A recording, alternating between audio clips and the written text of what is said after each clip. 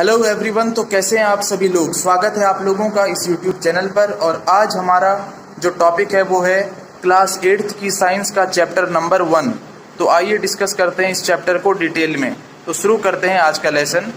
तो देखो, agricultural practices. तो देखो, बिफोर 12,000 ईयर्स, तो लगभग 12,000 साल पहले पीपुल वर नोमैडिक, यानी लोग क्या थे, नोमैडिक थे। तो आज से 12,000 साल पहले लोग नोमैडिक थे। नोमैडिक का मतलब क्या होता है? नोमैडिक का मतलब होता है wander in groups for from place to place in search of food and shelter. तो लोग क्या करते थे? नोमैडिक थे, यानी फूड की तलाश में एक जगह से दूसरी जगह घूमते रहते थे। उनका कोई ठिकाना नहीं था, कोई घर नहीं था। जहाँ उनको फूड मिलता था वो वहीं चले जाते थे। ठीक है, जब उस जगह से फूड जो है वो ख़त्म हो गया तो फिर अगली जगह चले जाते थे। ठीक है, तो इस तरह से लोग घूमते रहते थे। तो ऐसे घूमने वाले लोगों को कहते हैं नोमैडिक। तो उसके बाद देखते हैं क्रॉप। ये क्रॉप क्या है? तो देखो, इसमें क्या होता है कि when plants of the same kind are cultivated at one place on a large scale, it is called a crop. तो क्या होता है कि जब बहुत सारे पेड़, ठीक है ना, बहुत सारे पेड़ या प्लांट एक ही जगह पर लगाए जाते हैं, एक ही चीज़ के, सेम काइंड के प्लांट। तो जब सेम काइंड के प्लांट, एक ही चीज़ के प्लांट बहुत ज़्यादा नंबर में एक ही जगह पर लगाए जाते हैं तो उन्हें हम कहते हैं क्रॉप। एग्जाम्पल है राइस, वीट, मैंगो एटसेट्रा। तो राइस का खेत आपने देखा होगा, चावल का खेत है ना, कि जहाँ पे चावल जो है वो बोया हुआ होता है। तो आपने देखा होगा कि उसमें क्या होता है, उसमें राइस के बहुत सारे प्लांट एक खेत में बोए हुए होते हैं। तो वो क्या हो गया? राइस का क्रॉप। ठीक है, इसी तरह से वीट के बहुत सारे प्लांट एक खेत में अगर हम बो देंगे, है ना, बोते ही हैं, है ना, तो आपने देखा होगा कि किसी खेत में वीट के बहुत सारे प्लांट बोए हुए हैं, तो वो क्या है? वीट की क्रॉप। इसी तरह से अगर किसी खेत में हम मैंगो के बहुत सारे प्लांट लगा दें तो वो क्या होगा? मैंगो की क्रॉप। ठीक है, उसके बाद आगे देखो, variety of crops grown in different parts of the country. तो हमारी कंट्री में बहुत सारी वैरायटी की क्रॉप्स उगाई जाती है, डिपेंडिंग अपॉन, और ये इस चीज़ पर डिपेंड करती है कि वहाँ पे जो है क्लाइमेट का कंडीशन कैसा है, टेम्परेचर कितना है, ह्यूमिडिटी कितनी है और रेनफॉल कितना है। तो इन चीज़ों पे डिपेंड करता है कि कहाँ पे कौन सी फसल होगी। तो इस तरह से, क्योंकि हमारा जो देश है इसमें अलग अलग जगह पर, है ना, क्लाइमेट की कंडीशंस अलग अलग है, टेम्परेचर अलग अलग है, रेनफॉल यानी बारिश अलग अलग होती है। ठीक है, तो इस तरह से देश के अलग अलग एरियाज में अलग अलग वैरायटी की क्रॉप्स उगाई जाती हैं। उसके बाद है two broad cropping patterns in India. तो इंडिया में 2 क्रॉपिंग पैटर्न्स हैं। कौन कौन से हैं? पहला है खरीफ क्रॉप्स। तो खरीफ क्रॉप्स में क्या होता है, ये जो है सोन इन द रेनी सीजन। तो इस क्रॉप को रेनी सीजन में बोया जाता है। रेनी सीजन मतलब जून से लेके सितंबर के बीच में। और इसके एग्जाम्पल हैं पैडी, मेज, सोयाबीन, ग्राउंडनट एंड कॉटन। ठीक है, तो ये सारे क्या हैं? ये हैं खरीफ क्रॉप के एग्जाम्पल्स। उसके बाद है रबी क्रॉप्स। रबी क्रॉप्स के बारे में अब हम देखेंगे। तो देखो, grown in the winter season, इसको विंटर सीजन में उगाया जाता है। ठीक है, और अक्टूबर से लेके मार्च के महीने में रबी क्रॉप्स उगाई जाती हैं। इनके एग्जाम्पल्स हैं wheat, gram, P, mustard and linseed. तो ये क्या है? ये रबी क्रॉप्स के एग्जाम्पल्स हैं। उसके बाद pulses and vegetables are grown during summer at many places. तो बहुत जगहों पर क्या होता है? पल्सेस यानी दालें और वेजिटेबल्स यानी सब्जियां उगाई जाती हैं समर के टाइम पे। तो ये बात आप याद रखेंगे। फिर देखो, paddy require a lot of water. तो अगर हमें धान की फसल उगानी है है ना। जो पैडी होता है इसका मतलब होता है धान। तो अगर हमें धान की फसल उगानी है तो हमें बहुत ज़्यादा वाटर की ज़रूरत है, ठीक है। Therefore it is grown only in the rainy season. तो इसलिए ये केवल रेनी सीजन में उगाया जाता है, बरसात के टाइम में उगाया जाता है, क्योंकि इसे उगाने के लिए बहुत ज़्यादा वाटर की ज़रूरत पड़ती है। उसके बाद देखो basic practices of crop production. तो देखो cultivation of crops involves several activities undertaken by farmer over a period of time. These activities are called agricultural practices. तो देखो जब क्या होता है, जब कोई भी जो किसान है, जो फार्मर है, वो फसल उगाता है, क्रॉप उगाता है, तो बहुत सारी एक्टिविटीज़ इस काम को करने के लिए करता है, ठीक है ना, फसल उगाने के लिए करता है। तो इन सारी एक्टिविटीज़ को ही हम क्या कहते हैं, एग्रीकल्चरल प्रैक्टिसेस कहते हैं। तो फसल उगाते टाइम जो फार्मर होता है वो क्या क्या करता है, वो प्रिपरेशन ऑफ सॉइल करता है, सोइंग करता है यानी बीज बोता है, एडिंग मैन्योर एंड फर्टिलाइजर्स, तो वो खाद डालता है खेत में और फर्टिलाइजर्स डालता है, साथ में इरिगेशन करता है यानी सिंचाई करता है, यानी जो खेत होता है उसमें पानी डालता है प्लांट्स के लिए, है ना। प्रोटेक्टिंग फ्रॉम वीड्स, तो वीड्स से अपनी फसल की जो है हिफाजत करता है, प्रोटेक्ट करता है, ठीक है ना, रक्षा करता है, और हार्वेस्टिंग करता है, ठीक है। और फिर लास्ट में स्टोरेज करता है। हार्वेस्टिंग मतलब होता है फसल को काटना, और स्टोरेज का मतलब होता है कि जो फसल उसने काटी है उसको स्टोर करना सही से, ठीक है। और वीड्स क्या होता है, वीड्स मैं आपको थोड़ी देर में बताऊंगा, ठीक है। आगे आप इसी चैप्टर में वीड्स के बारे में पढ़ेंगे तो तब आपको पता चल जाएगा कि वीड्स क्या होते हैं। प्रिपरेशन ऑफ सॉइल, सॉइल का प्रिपरेशन। तो सॉइल का प्रिपरेशन में क्या क्या पढ़ेंगे हम, देखो टाइलिंग और फ्लोइंग। तो टाइलिंग और फ्लोइंग क्या होता है, तो सबसे पहले तो टाइलिंग और फ्लोइंग एक ही चीज़ होती है, ठीक है। एक ही चीज़ के दो नाम हैं, टाइलिंग या फ्लोइंग, तो कंफ्यूज मत होना आप। तो देखो आगे देखो, turn the soil and लूजन it. तो इसमें क्या करता है फार्मर, सॉइल को टर्न करता है यानी पलट देता है, नीचे की सॉइल को ऊपर ले आता है, ऊपर की सॉइल को नीचे ले जाता है खेत में, और इसको जो सॉइल है उसको लूजन करता है यानी ढीला करता है, ठीक है। This is done by using a flow. तो इस काम को करने के लिए जो फार्मर होता है वो फ्लो का यूज़ करता है, ठीक है ना, फ्लो का यूज़ करता है। फ्लो का मतलब होता है हल, ठीक है। हल आपने देखा होगा, तो फ्लो का मतलब होता है हल। अच्छा, वाई टू डू फ्लोइंग। अब फ्लोइंग करने से क्या फ़ायदा होता है ना।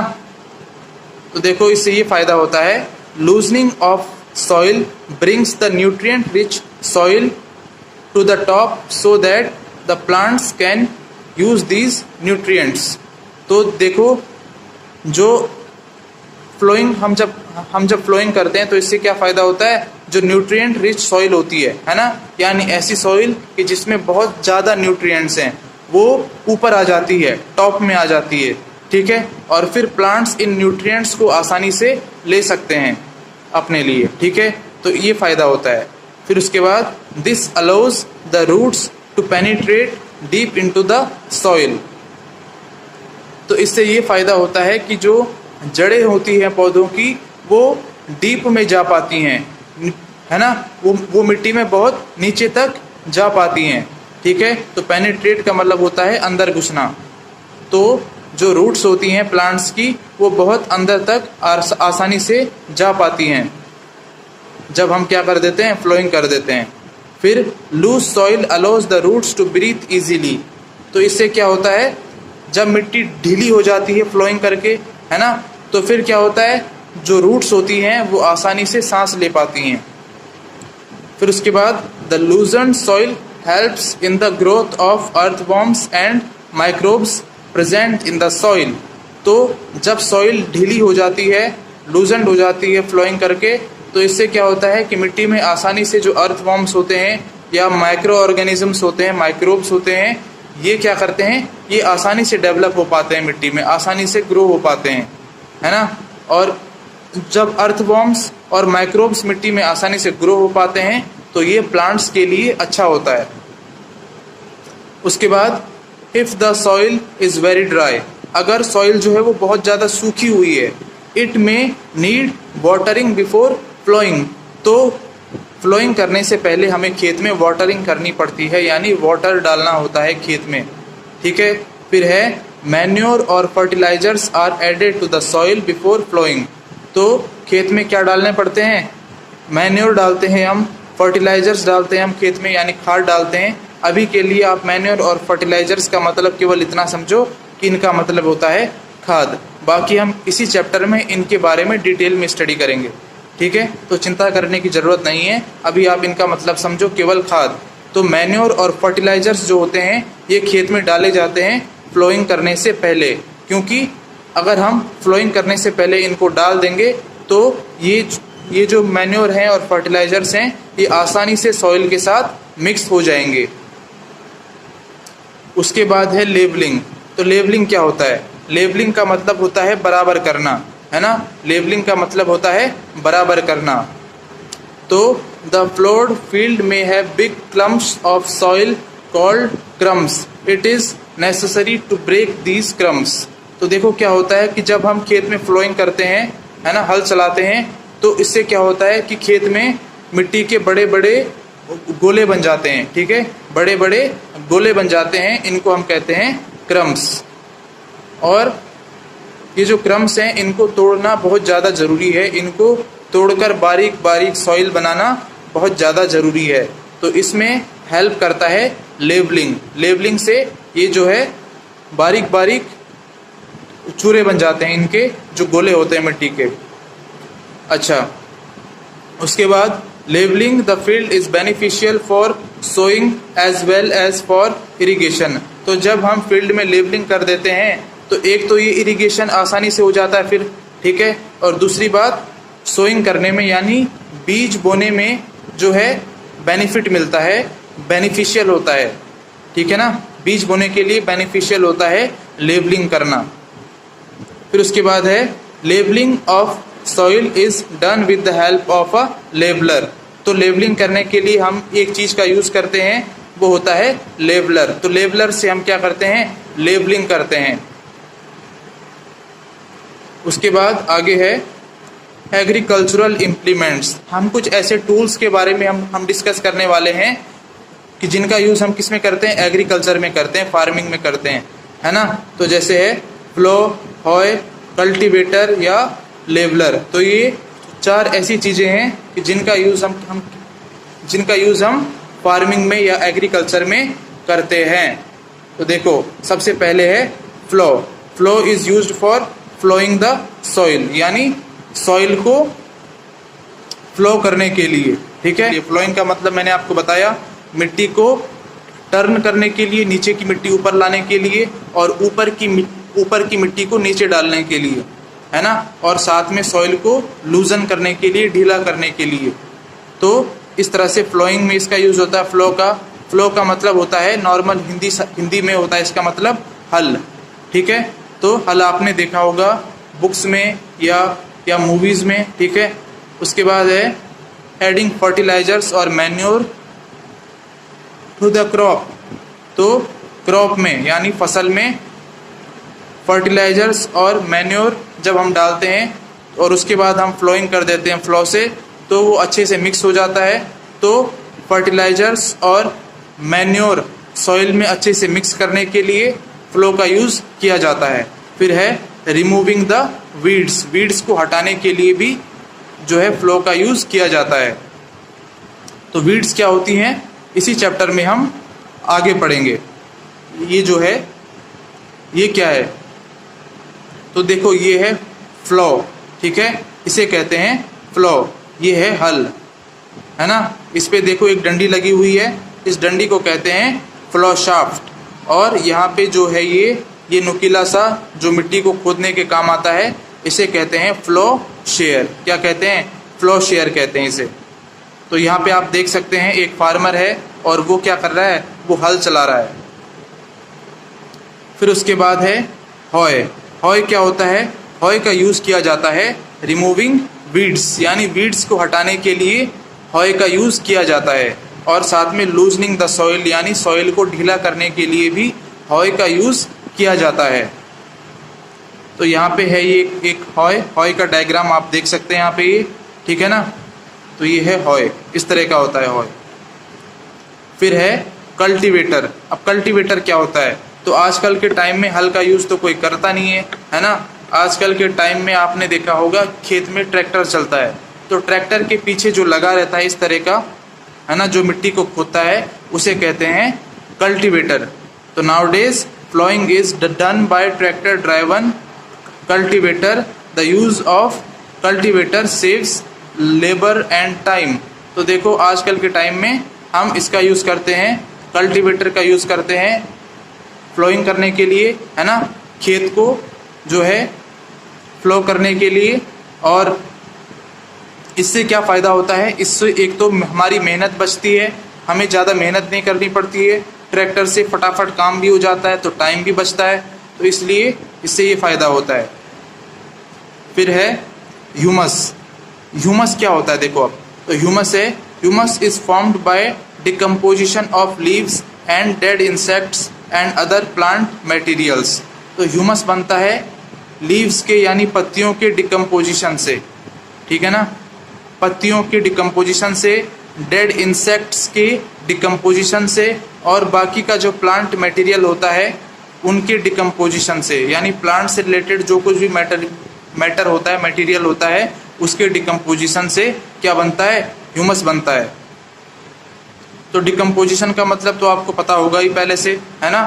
क्या करते हैं, माइक्रो ऑर्गेनिजम्स जो होते हैं वो चीज़ों को डिकम्पोज कर देते हैं, वेस्ट मटेरियल्स को डिकम्पोज कर देते हैं माइक्रो ऑर्गेनिजम्स। अच्छा, तो जब जो माइक्रो ऑर्गेनिजम्स लीव्स को, यानी पत्तियों को, डेड इंसेक्ट्स को और प्लांट मटेरियल्स को डिकम्पोज कर देते हैं, तो ये चीज़ें डिकम्पोज होकर मिट्टी में मिल जाती हैं, मिक्स हो जाती हैं। तो इस तरह से इसे कहते हैं हम, उसे कहते हैं हम ह्यूमस, ठीक है। तो ये है। फिर उसके बाद है सोइंग। सोइंग में क्या होता है, सबसे पहले तो सोइंग का मतलब होता है बीज बोना, ठीक है ना, खेत में बीज बोना, उसे हम कहते हैं सोइंग। अच्छा, तो सबसे पहले हमें सोइंग के लिए क्या करना पड़ता है, सिलेक्शन ऑफ सीड्स, ठीक है। तो सीड्स का सिलेक्शन हम सोइंग के लिए कैसे करते हैं, तो देखो हमें चाहिए अच्छी वैरायटी के सीड्स, है ना, और दूसरी चीज़ हमें हेल्दी सीड्स हम ढूंढते हैं, और तीसरी चीज़ हम ऐसे सीड्स ढूंढते हैं कि जो हाई यील्ड दें, यानी जिनसे जो है अनाज ज़्यादा बने, तो उन्हें कहते हैं हाई यील्ड के सीड्स। तो इस तरह से इन तीन बातों का हम ध्यान रखते हैं, एक तो जो सीड्स हैं वो गुड क्वालिटी के हों, अच्छी वैरायटी के हों, और हेल्दी हों सारे के सारे सीड्स, और हाई यील्ड दें, यानी उनसे अनाज ज़्यादा हो। अच्छा, आगे देखो, separating of good and damaged seeds. तो अच्छे और बेकार के जो सीड्स होते हैं उनको हम कैसे अलग अलग कर सकते हैं, ठीक है। तो देखो, put some seeds in a vessel. सबसे पहले आप एक बर्तन लेंगे, एक वेसल लेंगे, और उसमें कुछ सीड्स डालेंगे। फिर उसके बाद pour some water on them, फिर उनमें आप कुछ वाटर डालेंगे। इससे क्या होगा, जो डैमेज्ड सीड्स होंगे, यानी जो खराब सीड्स होंगे, वो तैरने लगेंगे पानी में टॉप पर, ठीक है, because they are hollow and lighter. ऐसा इसलिए होता है क्योंकि जो डैमेज्ड सीड्स होते हैं वो खाली होते हैं अंदर से और हल्के होते हैं, ठीक है। अच्छे सीड से काफ़ी ज़्यादा हल्के होते हैं ख़राब सीड्स, तो इसलिए वो क्या करते हैं, वो पानी में ऊपर आके तैरने लगते हैं, और जो अच्छे सीड्स होते हैं वो पानी में नीचे बैठ जाते हैं। फिर उसके बाद देखो आगे है टूल्स फॉर सोइंग। तो सोइंग यानी बीज को बोने के लिए हम कौन से टूल्स को यूज़ करते हैं, तो देखो सबसे पहले है फनल शेप्ड टूल। तो एक फनल के शेप का टूल होता है, यानी इस तरह का एक टूल होता है, ठीक है ना, इस तरह होता है फनल। यहाँ पे आप देख सकते हैं ये है फनल, ठीक है ना, ये है फनल यहाँ पे। तो फनल शेप का एक टूल होता है विद 2 और 3 पाइप्स। तो इसमें आप देख सकते हैं ये पाइप जा रही है नीचे, है ना, इस पे एक पाइप लगी होती है और ये जो पाइप होती है पियर्स इनटू द सॉइल, ये मिट्टी में, ये मिट्टी के अंदर जाती है ये पाइप सीधे, ठीक है, और सीड्स को ये मिट्टी के अंदर डाल देती है। तो हम क्या करते हैं, ऊपर से इसमें ये जो फनल है, ये जो फनल है इसमें हम क्या डालते हैं, बीज डालते हैं और ये इस पाइप के रास्ते सीधे जाते हैं मिट्टी के अंदर, ठीक है। तो ये एक टूल है जिसका यूज़ किया जाता है सोइंग में। उसके बाद आगे है सीड ड्रिल। सीड ड्रिल इसका यूज़ हम करते हैं sowing with the help of tractors. तो ट्रैक्टर्स की मदद से जब हम बीज बोते हैं तो हम सीड ड्रिल का यूज़ करते हैं, ठीक है ना। काहे का यूज़ करते हैं, सीड ड्रिल का यूज़ करते हैं जब हम ट्रैक्टर की मदद से सीड्स बोते हैं, बीज बोते हैं, सोइंग करते हैं। So seeds uniformly at equal distance and depths. तो सीड ड्रिल से क्या फ़ायदा होता है, इससे सबसे बड़ा फ़ायदा ये होता है कि जो सीड्स होते हैं, जो बीज होते हैं, वो बराबर डिस्टेंस पे रहते हैं एक दूसरे से, ठीक है ना। जब हम सोइंग करते हैं सीड ड्रिल से तो सीड्स खेत में बराबर डिस्टेंस पे जाते हैं, ठीक है ना, बराबर डिस्टेंस पे जाते हैं और बराबर गहराइयों में जाते हैं, बराबर डेप्थ्स में जाते हैं। Seeds get covered by the soil, और जो सीड्स होते हैं वो मिट्टी से अच्छे से ढक भी जाते हैं। तो इससे ये भी फ़ायदा होता है सीड ड्रिल यूज़ करके। Protect seeds from being eaten by birds. तो ऐसा हो सकता है कि जो बर्ड्स हैं वो सीड्स को खा दें, लेकिन जब हम सीड ड्रिल का यूज़ करते हैं तो सीड्स चली जाती हैं मिट्टी के नीचे, ठीक है। तो इससे वो क्या होता है, वो बर्ड्स से बच जाते हैं, बर्ड्स उन्हें नहीं खा पाती हैं, और सेव्स टाइम एंड लेबर। और इसमें जो है सीड ड्रिल का यूज़ करके मेहनत भी इतनी नहीं लगती है, जो मेहनत है वो भी कम हो जाती है और टाइम भी कम हो जाता है, तो आसानी से हमारा काम हो जाता है। तो ये है सीड ड्रिल, ठीक है। यहाँ पे आप देख सकते हैं ये सीड ड्रिल है और यहाँ पे से इस पे जो है वो ट्रैक्टर जुड़ा हुआ होता है। अब बात करते हैं सीडलिंग्स क्या होते हैं, सीडलिंग्स, ठीक है ना। तो सीडलिंग्स वेरी यंग प्लांट और tree that has just grown from a seed. तो एक छोटा सा नया प्लांट होता है सीडलिंग, एक छोटा सा नया यंग प्लांट होता है सीडलिंग, जो कि अभी जो है सीड से बाहर आया है, ठीक है ना, उसे कहते हैं सीडलिंग। और एक जगह होती है नर्सरी। तो ये एक ऐसी जगह होती है where young plants are grown and sold. तो नर्सरी एक ऐसी जगह होती है जहाँ पे नए और छोटे प्लांट्स, ठीक है, यंग प्लांट्स उगाए जाते हैं और उनको बेचा जाता है। उसके बाद देखो, seeds of a few plants such as paddy, some forest plants and some flowers are first grown in a nursery. तो सीड्स यानी बीज, ठीक है। तो कुछ प्लांट्स ऐसे होते हैं जैसे कि पैडी है, इनके सीड्स सबसे पहले नर्सरी में उगाए जाते हैं। कहाँ उगाए जाते हैं, इनके सीड्स सबसे पहले नर्सरी में उगाए जाते हैं और इन सीड से सीडलिंग्स बनाए जाते हैं, ठीक है ना।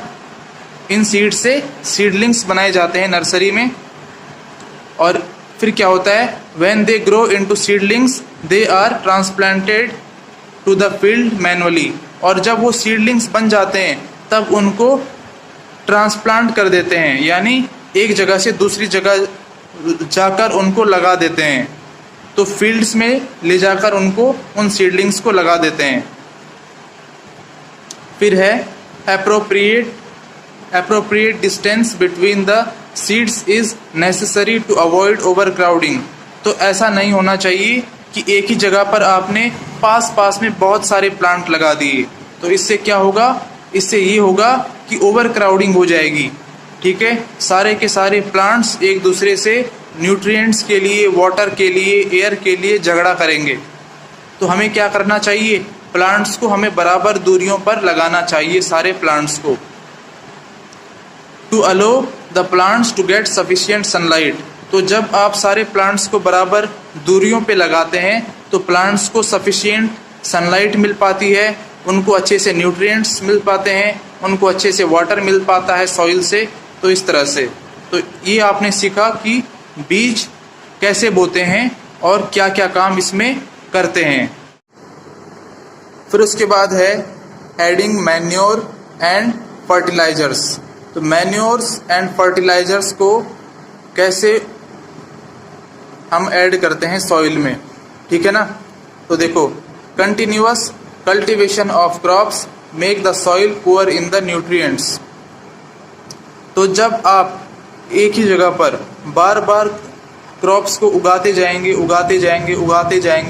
तो वहाँ पे जो न्यूट्रिएंट्स हैं वो धीरे धीरे ख़त्म होते जाएंगे, ठीक है। तो इससे क्या होता है, सॉइल की जो क्वालिटी है वो ख़राब हो जाती है धीरे धीरे, ठीक है। तो देखो, मैन्योर एंड फर्टिलाइजर्स क्या होते हैं, तो nutrients for the healthy growth of plants are called manure and fertilisers. तो मैन्योर और फर्टिलाइजर्स न्यूट्रिएंट्स होते हैं प्लांट्स के लिए, ठीक है, ताकि उनकी जो ग्रोथ है वो हेल्दी हो सके, और इन्हीं को हम कहते हैं मैन्योर एंड फर्टिलाइजर्स।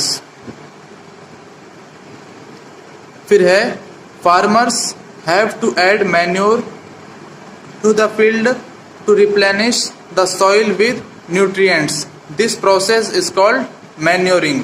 तो फार्मर क्या करता है, फार्मर इन मैन्योर्स को और या जो फर्टिलाइजर्स होते हैं उनको फील्ड में बार बार डालता रहता है, समय समय पर, टाइम पर। जब भी उसको लगता है कि अब मुझे डालने चाहिए तो वो डालता है, ताकि जो है सॉइल में जो न्यूट्रिएंट्स हैं, है ना, वो बने रहें, ठीक है। सॉइल में न्यूट्रिएंट्स भरपूर रहें प्लांट्स के लिए, और इस प्रोसेस को कहते हैं मैन्योरिंग। फिर है इम्प्रॉपर और insufficient manuring results in weak plants. तो अगर हम ढंग से मैन्योरिंग नहीं करेंगे, यानी ढंग से मैन्योर्स नहीं डालेंगे खेत में, है ना, तो इससे क्या होगा, प्लांट्स वीक हो जाएंगे। ढंग से हमें मैन्योर डालने चाहिए खेत में, है ना। तो ये है। फिर है manure is an organic substance obtained from the decomposition of plant or animal wastes। तो मैन्योर क्या होते हैं, ऑर्गेनिक सब्सटेंसेस होते हैं।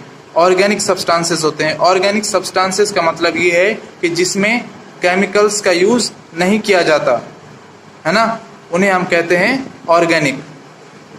तो मैन्योर क्या होते हैं, ऑर्गेनिक सब्सटेंसेस होते हैं, यानी मैन्योर्स में केमिकल्स नहीं होते हैं। फ्रॉम द, और ये बनते हैं, कैसे बनते हैं, decomposition of plant and animal wastes. Plant और एनिमल्स के वेस्ट मटेरियल से मैन्योर्स बनते हैं, मैन्योर्स बनाए जाते हैं। आगे है हाउ टू मेक मैन्योर। अब मैन्योर को बनाने का प्रोसेस क्या होता है, उस प्रोसेस को हम देखते हैं। तो देखो, dump plant and animal wastes in a pit and allow it to decompose by micro organisms.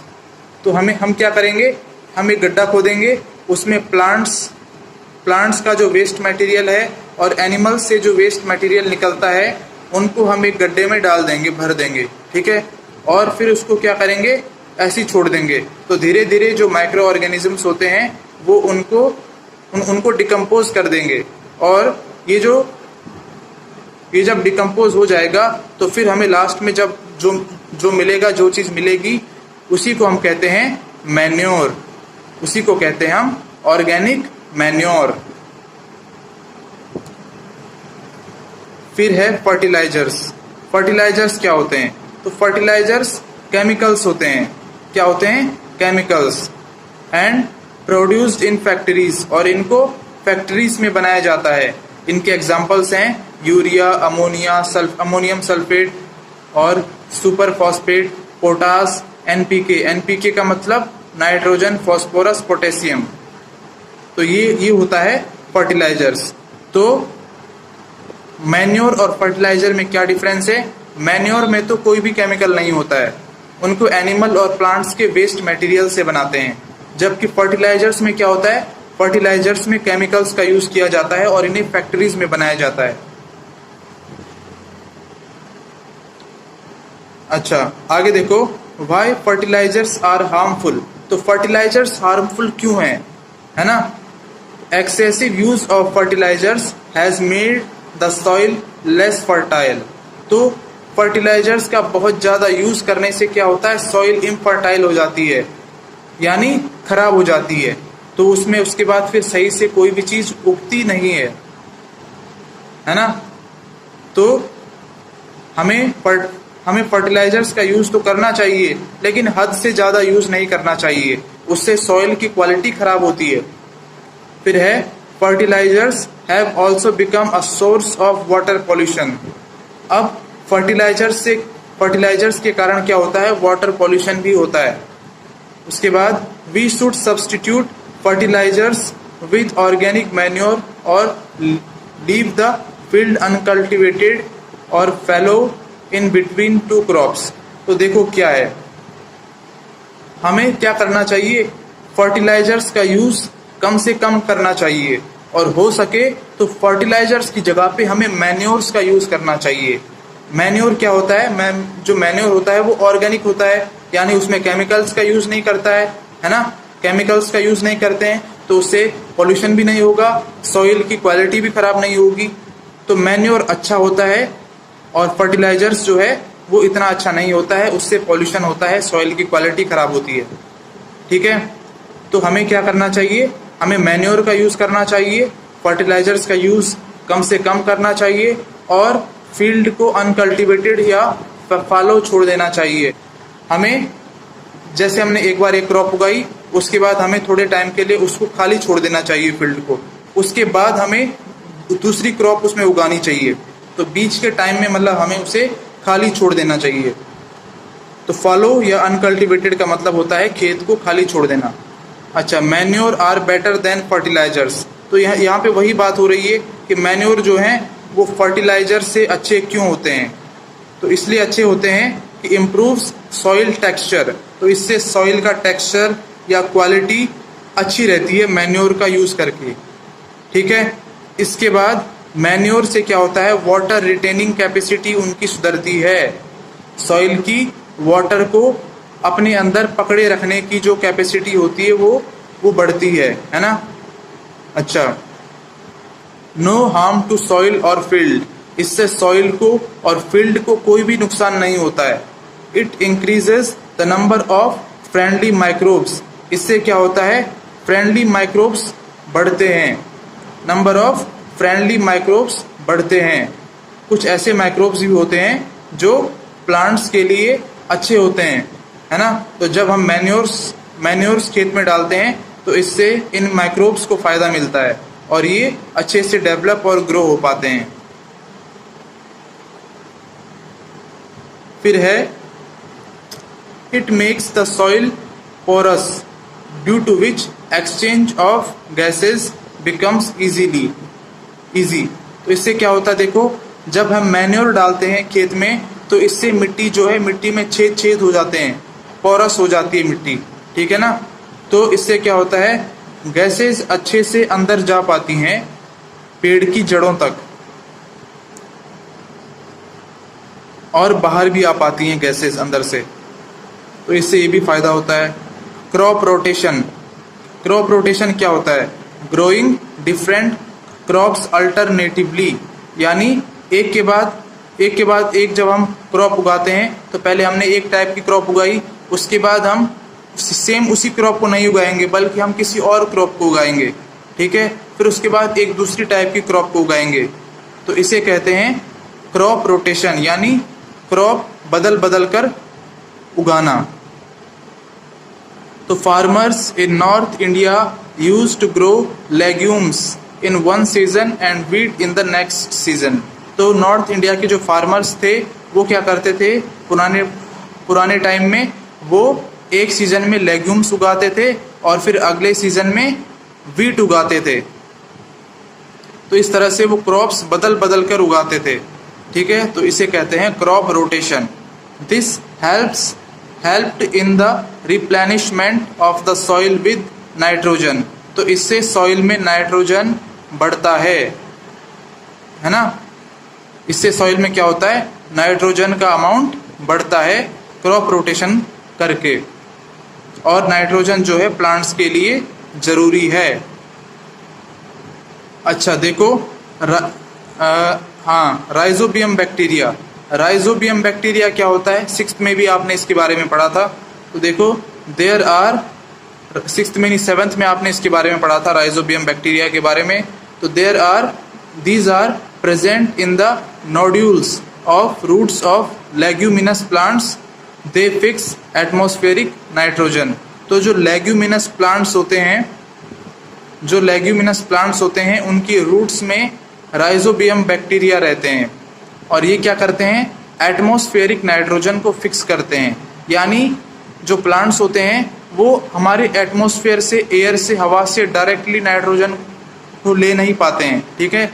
तो क्या करते हैं, जो राइजोबियम बैक्टीरिया होता है वो इस नाइट्रोजन को ऐसी फॉर्म में बदल देता है कि जिस फॉर्म में प्लांट्स उस नाइट्रोजन को आसानी से ले पाते हैं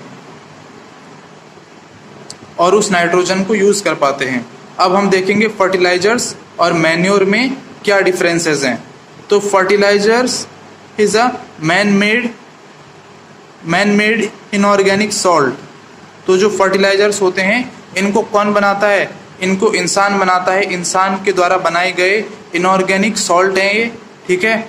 और दूसरी तरह manure is a natural substance obtained by the decomposition of cattle Dang and plant residues.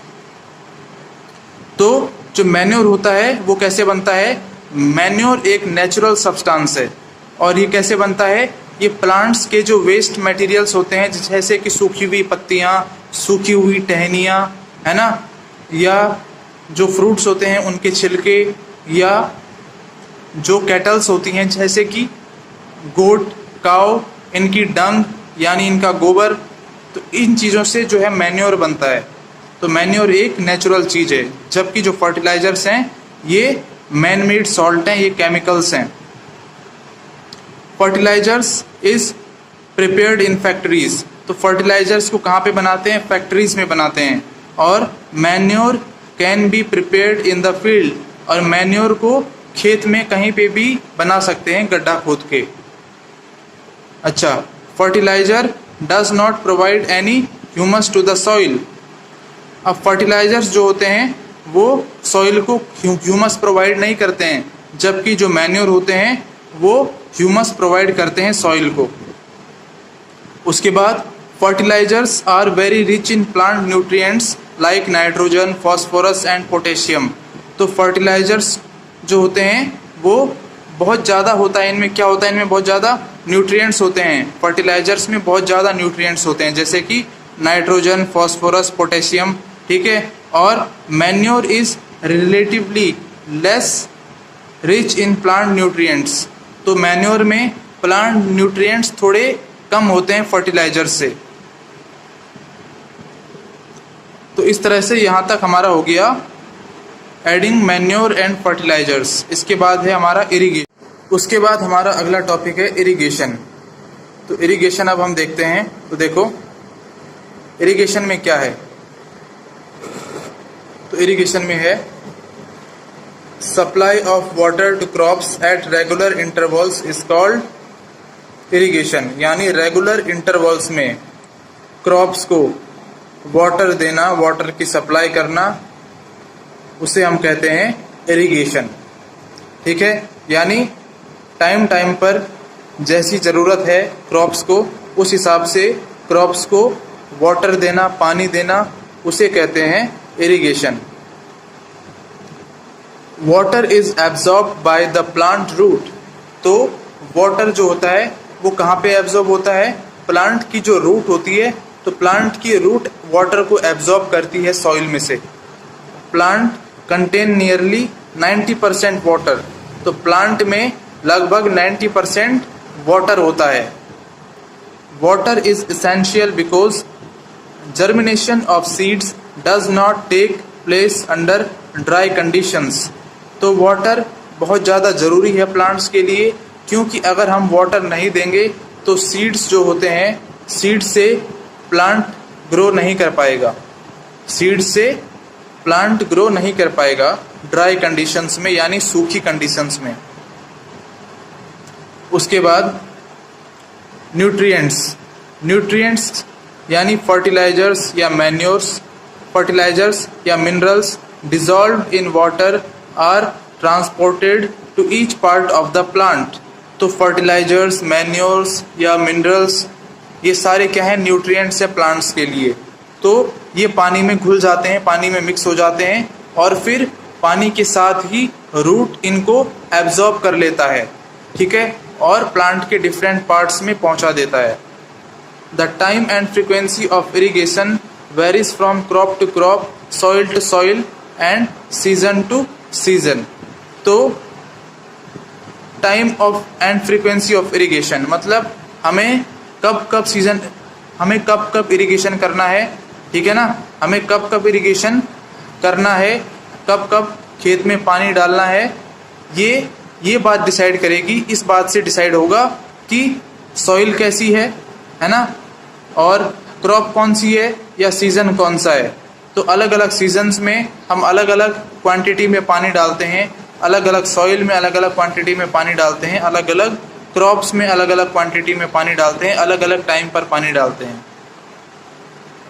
तो हमें पानी डालने की ज़रूरत है या नहीं, ये इन चीज़ों पे डिपेंड करेगा, सॉइल पे, सीज़न पे और क्रॉप पे। सोर्सेज ऑफ इरिगेशन, अब इरिगेशन के सोर्सेज क्या क्या हैं, यानी इरिगेशन करने के लिए हमें पानी कहाँ कहाँ से मिलता है। तो वेल से मिलता है, कुओं से, ट्यूबवेल से, पॉन्ड से, लेक से, रिवर से, डैम से या कैनाल से। तो इन जगहों से हमको पानी मिलता है इरिगेशन करने के लिए, सिंचाई करने के लिए। तो ये बात आप ध्यान में रखेंगे। अब उसके बाद ट्रेडिशनल मेथड्स ऑफ इरिगेशन। अब इरिगेशन के ट्रेडिशनल मेथड्स क्या क्या हैं। तो water available in wells, lakes and canals is lifted up by different methods in different regions for taking it to the fields. अब देखो, मैंने आपको बताया कि पानी हमें वेल्स में मिलता है, ट्यूबवेल से मिलता है, पॉन्ड से, लेक से, रिवर से, डैम से और कैनाल से मिलता है। तो इन सब जगहों में हमें पानी मिलता है, लेकिन उस पानी को हम खेत तक, फील्ड तक पहुंचाएंगे कैसे। तो खेत तक पहुंचाने के लिए अलग अलग रीजन्स में, अलग अलग एरियाज़ में इंडिया के अलग अलग मेथड्स को यूज़ किया जाता है। कैटल और human labour is used in these methods. तो इन मेथड्स में कैटल का यूज़ करते हैं हम या ह्यूमन का यूज़ करते हैं हम, ठीक है ना। तो ह्यूमन यानी इंसान जो है मेहनत करके पानी को उठा के जो है फील्ड तक ले जा सकता है, या कैटल से भी जो है पानी एक जगह से दूसरी जगह ले जाया जाता है। कैटल्स मतलब जानवर, पालतू जानवर, जैसे बैल, घोड़ा, इस तरह की चीज़ें। Methods are cheaper but less efficient. तो इस तरह के जो मेथड्स हैं कि जिनमें कैटल का यूज़ किया जाता है और ह्यूमन का यूज़ किया जाता है, लेबर्स का यूज़ किया जाता है, ये मेथड्स चीपर हैं, सस्ते हैं, इनमें पैसा कम लगता है, लेकिन ये लेस एफिशिएंट हैं, यानी इनसे इतना फ़ायदा नहीं होता है जितना होना चाहिए। तो इन मेथड्स में क्या क्या आते हैं, इन मेथड्स में आते हैं मोट और चेन पंप, धेकली, राहत, ये सब क्या हैं, ये सब मेथड्स हैं, ट्रेडिशनल मेथड्स हैं, पारंपरिक मेथड्स हैं, यानी जो बहुत टाइम पहले से ये सब इन चीज़ों का, इन मेथड्स का यूज़ किया जा रहा है, ठीक है। तो इन्हें कहते हैं ट्रेडिशनल मेथड्स। तो यहाँ पे इनके डायग्राम्स हैं, ये है मोट, ठीक है, इनको आप एक बार अच्छे से देख लीजिए। ये है चेन पंप,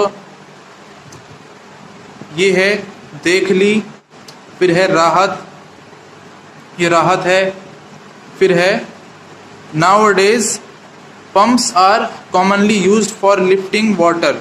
तो आजकल के टाइम पे क्या किया जाता है, पंप्स का यूज़ किया जाता है ना। आजकल के टाइम पे लेबर्स का, ह्यूमन लेबर्स का या कैटल्स का यूज़ नहीं करते हैं, बल्कि किसका यूज़ करते हैं, पंप्स का यूज़ करते हैं, इलेक्ट्रिक पंप का या डीजल वाले पंप का या बायोगैस का या इलेक्ट्रिसिटी का या सोलर एनर्जी वाले पंप्स का यूज़ किया जाता है। तो इन पंप की मदद से जो है वाटर कुओं में से, कैनाल्स में से, डैम्स में से निकाल के खेतों तक पहुंचाया जाता है। उसके बाद है मॉडर्न मेथड्स ऑफ इरिगेशन, यानी इरिगेशन के मॉडर्न मेथड्स क्या क्या हैं। तो ये हैं स्प्रिंकलर सिस्टम, है ना, एक मेथड है स्प्रिंकलर सिस्टम। तो इसमें क्या होता है, useful on the uneven land where sufficient water is not available. तो स्प्रिंकलर सिस्टम का यूज वहाँ किया जाता है जहाँ पे लैंड अनइवन होती है। अनइवन मतलब उबड़ खाबड़ लैंड होती है, उबड़ खाबड़ जमीन होती है, वहाँ पे स्प्रिंकलर सिस्टम का यूज किया जाता है वाटर से सिंचाई करने के लिए, इरिगेशन करने के लिए, है ना। तो इसमें क्या करते हैं, perpendicular pipes having rotating nozzles on top are joint to the main pipeline. तो देखो आप यहाँ पे देख सकते हैं, ये एक कुआं है, इसमें से पानी इन पाइप से आया, फिर इस तरह से खेत में गया, और यहाँ पे आप देख सकते हैं ये लगे हुए हैं नोजल्स, ठीक है। ये परपेंडिकुलर पाइप्स का मतलब ये है कि मान लो जमीन ऐसी है कहीं पर, ठीक है, ये जमीन है और इस तरह से ये पाइप है, ठीक है। तो जमीन पे जो सीधा खड़ा रहता है ना, उसे परपेंडिकुलर कहते हैं। तो परपेंडिकुलर पाइप्स का यूज़ किया जाता है।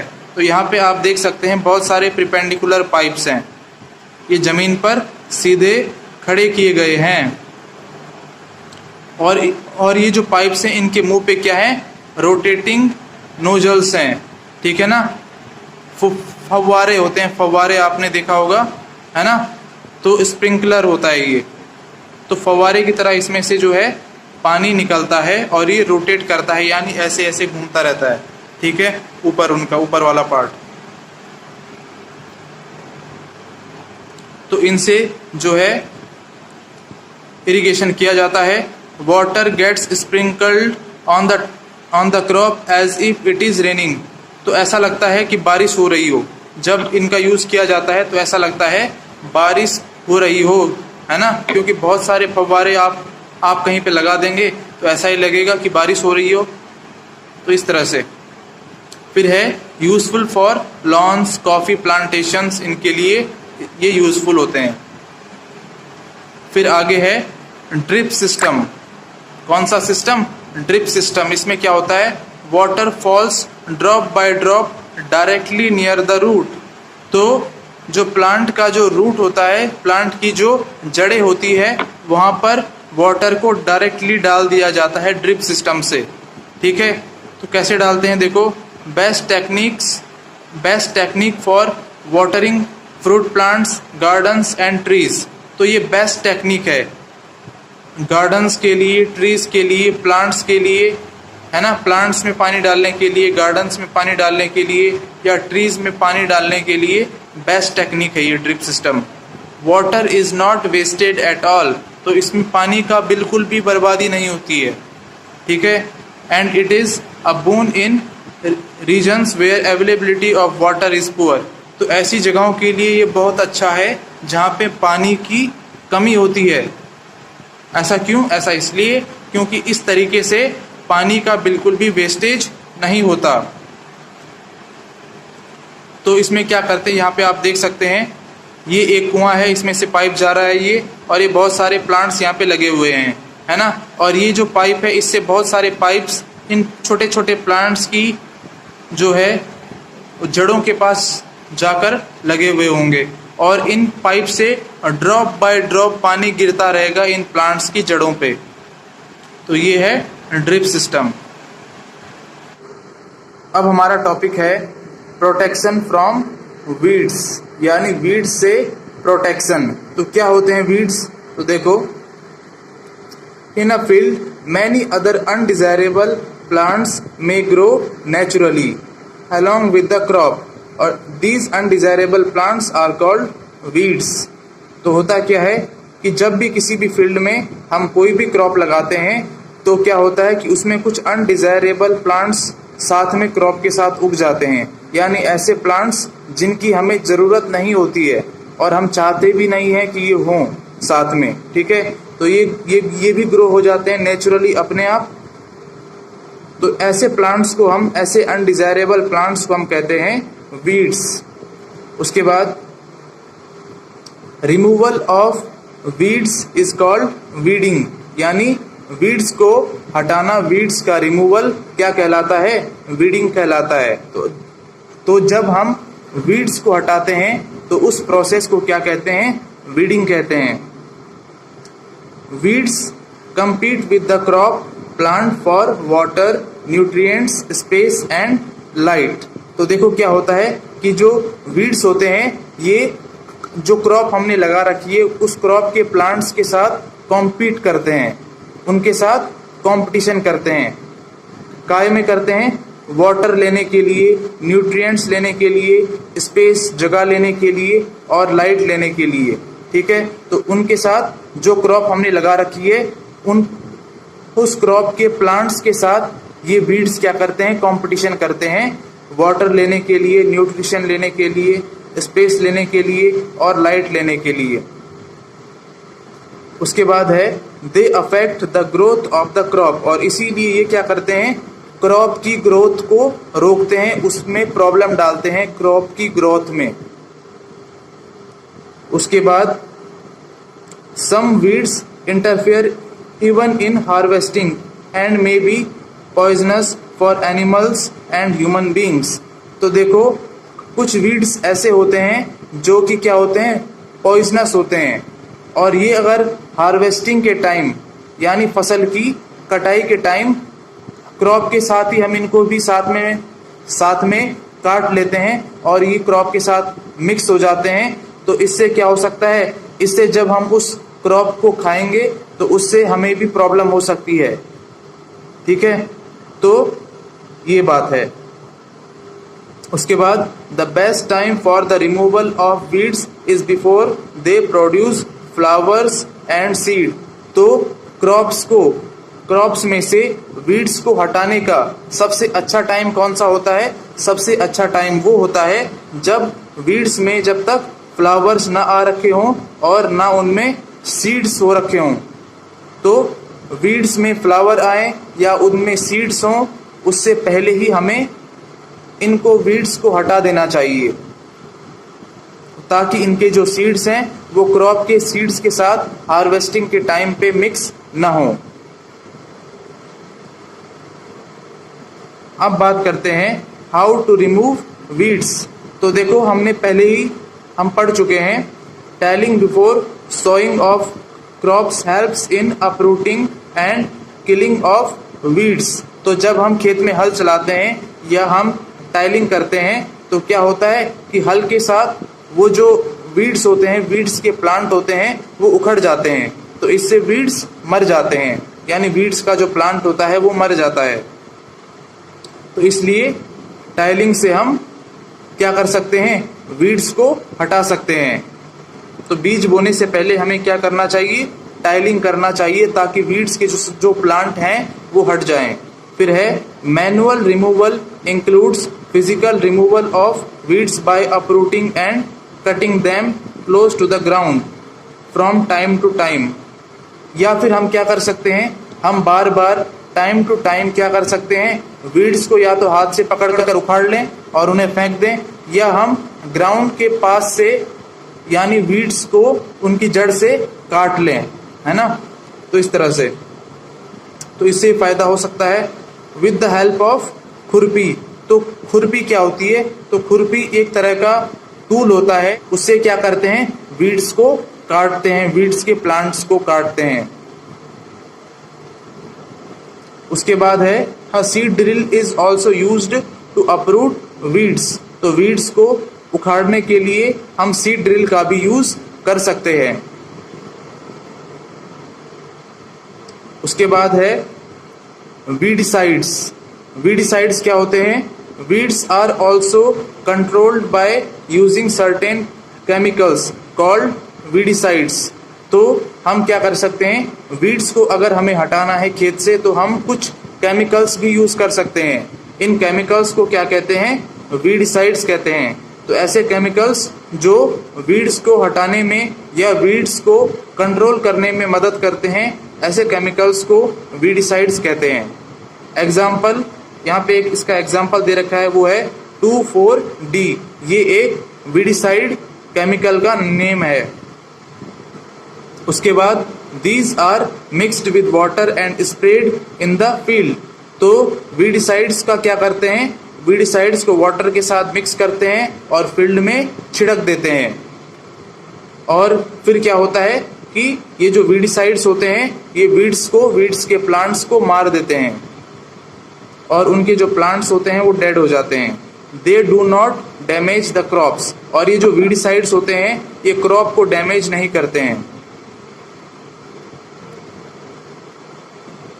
उसके बाद है प्रिकॉशंस वाइल यूजिंग वीडसाइड्स। तो वीडसाइड्स को यूज करते समय हमें किन प्रिकॉशंस को ध्यान में रखना चाहिए। तो ये है स्प्रेइंग ऑफ वीडसाइड्स में affect the health of farmer. तो जब कोई भी फार्मर वीडसाइड्स को स्प्रे करता है फील्ड में तो क्या होता है कि ये वीडसाइड्स उसके मुंह में जा सकते हैं, है ना, और इससे उस फार्मर को हेल्थ रिलेटेड प्रॉब्लम्स हो सकती हैं। तो they should cover their nose and mouth with a piece of cloth during spraying of these chemicals. तो फार्मर को क्या करना चाहिए, फार्मर को इन केमिकल्स को स्प्रे करते समय अपने मुंह पर अ पीस ऑफ क्लॉथ रखना चाहिए, यानी अपना मुंह एक क्लॉथ के एक कपड़े के टुकड़े से ढक के रखना चाहिए ताकि वो जो वीडसाइड्स हैं वो उसके मुंह में न जाएं। तो ये हुआ वीडसाइड्स। और यहाँ पे ये एक डायग्राम यहाँ पे आप देख सकते हैं। ये एक आदमी है या फार्मर है और इसके बैग में क्या भरे हुए हैं, वीडसाइड्स हैं, और इसके हाथ पे एक स्प्रे है। ये स्प्रे से क्या कर रहा है, फील्ड में वीडसाइड्स को छिड़क रहा है। और आप देख सकते हैं कि इसने प्रिकॉशन के लिए अपने मुंह पर कपड़ा बांधा हुआ है ताकि जो वीडसाइड्स हैं वो उसके मुंह में ना जाएं। तो उसके बाद अब हम बात करते हैं हार्वेस्टिंग के बारे में। हार्वेस्टिंग क्या होता है, तो देखो होता क्या है कि the cutting of crop after it is matured is called harvesting. यानी जब क्रॉप मैच्योर हो जाती है यानी पक जाती है उसके बाद क्रॉप को काटा जाता है और इसको हम कहते हैं हार्वेस्टिंग। ठीक है, तो क्रॉप को काटने को क्या कहते हैं, harvesting. It usually takes 3 to 4 months for a cereal crop to mature. तो किसी भी सीरियल क्रॉप को मैच्योर होने में यानी पकने में 3 से 4 महीने का टाइम लगता है। सीरियल क्रॉप मतलब अनाज। उसके बाद grain seeds need to be separated from the chaff. तो जो ग्रेन के जो सीड्स होते हैं यानी जो फसल हमने बो रखी है उसमें क्या होता है, उसमें एक प्लांट होता है और उस प्लांट में क्या होता है, ग्रेन्स होते हैं, दाने होते हैं, सीड्स होते हैं। तो हमें प्लांट से पहले तो हमने प्लांट को जो है काट लिया, है ना, तो उसे तो क्या कहते हैं, हार्वेस्टिंग कहते हैं। अब उस प्लांट में से हमें सीड्स को अलग करना होता है, ठीक है ना, उस प्लांट्स में से सीड्स को अलग करना होता है यानी उन दानों को अलग करना होता है अनाज के। तो इसको कहते हैं थ्रेशिंग। क्या कहते हैं, थ्रेशिंग। और चैफ क्या होता है, चैफ वो होता है कि जब हम दानों को यानी सीड्स को अलग कर देते हैं प्लांट में से तो जो बचता है भूसा उसे कहते हैं चैफ। उसके बाद बात करते हैं टूल्स। हार्वेस्टिंग में कौन से टूल्स यूज किए जाते हैं, तो एक है सिकल। सिकल क्या होता है, सिकल एक दराती होती है, ठीक है, तो इससे क्या करते हैं, प्लांट्स को पकड़ पकड़ कर काटते हैं। और एक होता है, एक मशीन होती है जिसे हम कहते हैं कंबाइन। क्या कहते हैं, कंबाइन। ये हार्वेस्टर प्लस थ्रेशर होता है, यानी इसमें हार्वेस्टिंग भी होती है, यानी पहले तो ये मशीन क्या करती है, प्लांट्स को काट लेती है, ठीक है, तो हार्वेस्टिंग हो गई। फिर उसके बाद उन प्लांट्स की क्या करती है, थ्रेशिंग करती है, यानी उन प्लांट्स में से दानों को अलग करती है और भूसे को अलग करती है। तो उसे कहते हैं उस पार्ट को कहते हैं थ्रेशर। तो ये है। अब क्या है, विनोइंग मशीन। विनोइंग मशीन क्या होती है, तो देखो, farmers with small holding of land do the separation of grain and chaff by winnowing.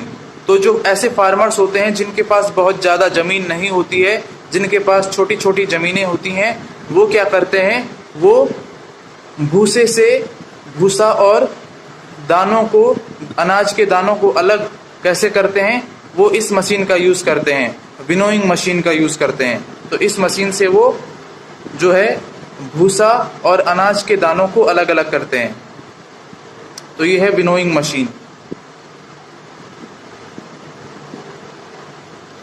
उसके बाद है special festivals associated with the harvest season are Pongal, Baisakhi, Holi, Diwali, Nabanna and Bihu.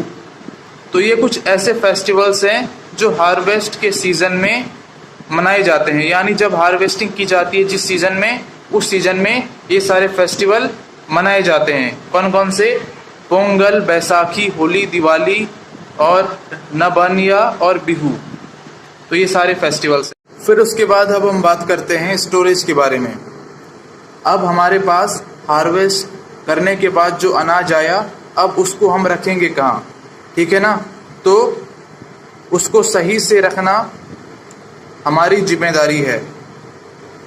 तो हमें क्या करना होगा, उसके लिए अच्छी स्टोरेज कंडीशंस बनानी होंगी। उस अनाज को रखने के लिए हमें अच्छी स्टोरेज कंडीशंस बनानी होंगी। तो स्टोरेज कंडीशन कैसी होनी चाहिए, should be safe from moisture, यानी वहाँ पे मॉइस्चर नहीं होना चाहिए जहाँ पे हम अनाज को रखेंगे, ठीक है ना। वहाँ पे मॉइस्चर नहीं होना चाहिए, यानी नमी नहीं होनी चाहिए, गीलापन नहीं होना चाहिए, ठीक है। Safe from insects, rates and micro organisms. तो हमें उसको ऐसी जगह रखना होगा जहाँ वो इंसेक्ट से, कीड़ों से सेफ रहे, चूहों से सेफ रहे, रेट से या दूसरे माइक्रो ऑर्गेनिज्म से सेफ रहे।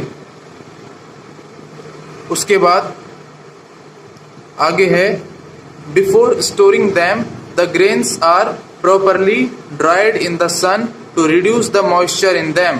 तो जो ग्रेन्स हैं, है ना, उनको हमें अच्छे से सुखा लेना चाहिए, ठीक है ना। स्टोर करने से पहले हमें उनको अच्छे से सुखा लेना चाहिए धूप में, ताकि क्या हो, उनमें जो नमी है, उनमें जो मॉइस्चर है वो ख़त्म हो जाए, ठीक है। अगर उनकी जो नमी है, जो उनका जो मॉइस्चर है, वो अगर बना रहता है, वो अगर हम नहीं हटाते हैं, उनको हम ड्राई नहीं करते हैं, तो क्या होगा, दे मे गेट स्पॉइल्ड। तो वो अनाज खराब हो सकता है ना। और attacked by organisms making them unfit for use और फॉर जर्मिनेशन। और उन पर जो है माइक्रो ऑर्गेनिजम्स अटैक कर सकते हैं उस अनाज पर, अगर हम उसे सुखाएंगे नहीं धूप में तो। और अगर वो उस पर अटैक कर देंगे तो वो खराब हो जाएगा अनाज, है ना। और फिर हम उसको यूज़ नहीं कर पाएंगे, और ना ही उसको हम जर्मिनेशन के लिए, यानी बीज बोने के लिए उसको दोबारा से यूज़ कर पाएंगे, क्योंकि बीज बोने के लिए भी तो हमें पुराना अनाज चाहिए होता है, तो इसलिए। अच्छा, आगे है, farmers store grain in jute bags और मेटेलिक बिन्स। तो जो फार्मर्स होते हैं वो जूट के बैग्स में या मेटल के बिन्स में इन ग्रेन्स को, यानी अनाज के दानों को स्टोर करके रखते हैं, ठीक है ना। अच्छा, large scale storage of grains is done in silos and granaries, ठीक है ना। और अगर कोई बहुत बड़ा फार्मर है जिसके पास बहुत ज़्यादा अनाज है ना, तो वो इनको कहाँ पे स्टोर करेगा, सिलोज पे स्टोर करेगा और ग्रेनरीज पे में स्टोर करेगा। अब आप बोलेंगे कि ये क्या होते हैं, तो आप देख सकते हैं ये हैं, इन्हें कहते हैं सिलोज। तो आप देख सकते हैं यहाँ पे बड़े बड़े कंटेनर हैं अनाज के, ठीक है ना, ये हैं, ये इनको कहते हैं सिलोज। और ग्रेनरीज ये है, ये ग्रेनरीज हैं। तो यहाँ पे आप देख सकते हैं कि एक बहुत बड़ा रूम है, बहुत बड़ा हॉल है, और वहाँ पे जूट के बहुत सारे बैग्स में अनाज भरकर रखा हुआ है। अनाज के जो ग्रेन्स हैं उन्हें भरकर रखा गया है। उसके बाद हम आगे देखते हैं, तो देखो, how to protect from pests and micro organisms. तो हम अनाज को पेस्ट से यानी कीड़े मकोड़ों से और माइक्रो ऑर्गेनिज्म से कैसे प्रोटेक्ट करें। तो हम क्या कर सकते हैं, dried neem leaves are used for storing food grains at home. तो हम क्या कर सकते हैं, अगर हमें इन ग्रेन्स को या इस तरह के जो फूड से रिलेटेड, जो खाने से रिलेटेड जो अनाज है, जैसे कि गेहूं चावल, इनको अगर हमें अपने होम में, अपने घर में इनको स्टोर करना है, तो हम क्या कर सकते हैं, इनके साथ हम ड्राइड नीम लीव्स को रख सकते हैं, यानी नीम की सूखी पत्तियों को रख सकते हैं अनाज के साथ में। क्योंकि नीम एक ऐसा पेड़ होता है जिसके आसपास जो होते हैं माइक्रो ऑर्गेनिजम्स या कीड़े मकोड़े नहीं आते हैं। फिर उसके बाद है specific chemical treatments are required for storing large quantities. और अगर हमें बहुत बड़ी क्वांटिटीज में अनाज को स्टोर करना है, तो हम क्या करेंगे, हमें केमिकल ट्रीटमेंट्स करवाने होंगे, कुछ खास तरह के केमिकल ट्रीटमेंट्स करवाने होंगे, यानी हमें कुछ खास तरह के केमिकल्स का यूज करना होगा, ठीक है ना। तो ये है, अगर हमें बहुत ज़्यादा क्वांटिटी में अनाज को स्टोर करना है तो। Food from animals. तो अब हमें एनिमल से भी कुछ फूड आइटम्स मिलते हैं। तो देखो, एनिमल्स रेयर्ड एट होम और in farms have to be provided with proper food.